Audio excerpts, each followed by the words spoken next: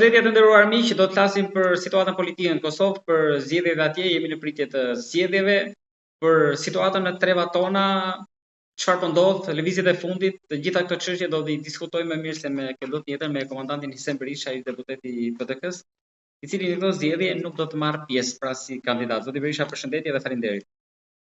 Përshëndetje edhe për ju. Faleminderit për interesim. Faleminderit ju zoti Berisha, por këto zgjedhje duket se janë copy-paste kandidatët, copy-paste edhe programet, copy-paste edhe situata, ndoshta kjo ju ka për ta thënë thojza, ju ka mërzitur dhe ju, duke qenë se s'ka një motiv të ri, ndoshta se shihni në horizont edhe zgjedhje të reja për të mos marrë pjesë, për ta nisur me këtë.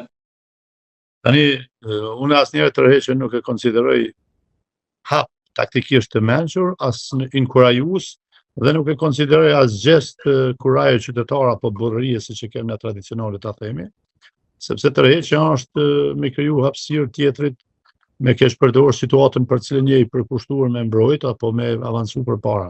E tani, pse mos pjesëmarrja?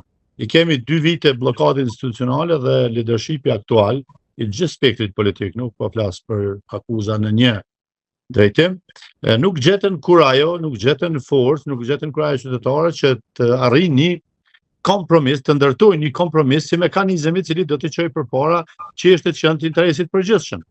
Do thotë, arritën që për emrat përveçëm, që për interesa personale, grupore të tjera, të sakrifikojnë edhe atë që quhet shtet, funksionim institucional i shtetit, rand kushtetues dhe imazh ndërkombëtar të shtetit.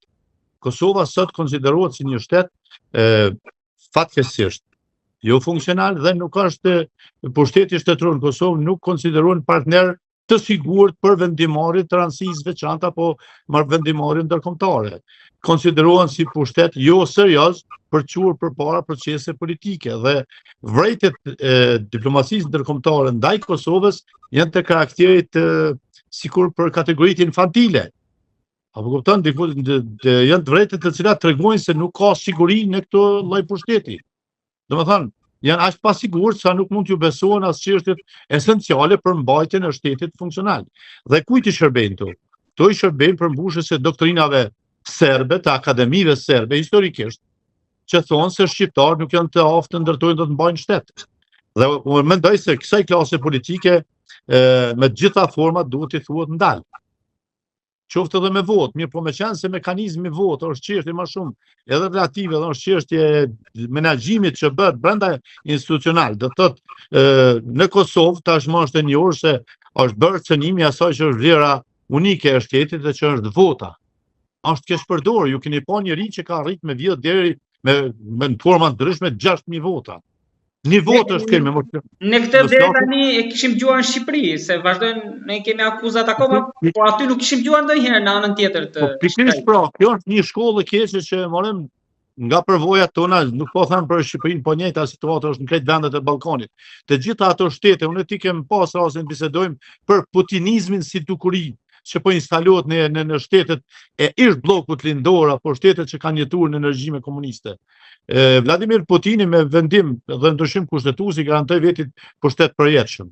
Deri në vitin 2030 e ka të garantuar me vendim. Tani, njëjtën gjë po pretendojnë leadershipi vendor joni.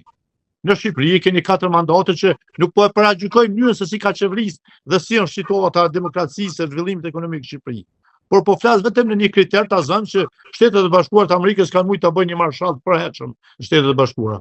Por 2 mandate mundet një individ. Asnjë më tepër. Le të jetë presidenti më i suksesshëm në botë. 2 mandate. Sepse nuk duan me lëndu, me kriju hapësirë për lëndim të demokracisë. Demokracia është një regjim shumë i ndihshëm që kërkon shkallë lartë përgjegjësie. Njëjtin pretendim sot e kanë Kosovë. E kemi marrë një vit Kosovën të bekuar për emrin e përveçëm të një kandidati për kryetar kuvendi, që nuk ishte në rregull. Pastaj shifnë Serbinë, pra këtë vendet e Ballkanit e kanë njëjtin sindrom të putinizmit. Prandaj në Kosovë në këtë periudhë përballën me një jogatishmëri të leadershipit politik për kompromis. Mund të kesh votat, por arroganca e votave nuk ndihmon në zhvillimin e demokracisë, sepse është ai momenti kritik kur duhen 2/3. Dhe këto nuk ndërtohen me imponim politik, duhet kompromis, duhet konsensus në emër të vlerat të përbashkëta që ndërlidhen gjithmonë me shtetin dhe interesin kombëtar. Kjo gjuhë e mirëkuptimit dhe parafrimit nuk u gjet në Kosovë dhe Duke i thirrë ndërgjegjës, nuk e kam pa të arsyeshme të jem pjesë e një klani të tillë politik. Pa doreza, po them edhe brenda subjektit politik ku takoj. Kur brenda subjektit ende mund të kenë hapësirë për garim, persona që janë këtu për prekjen e votës,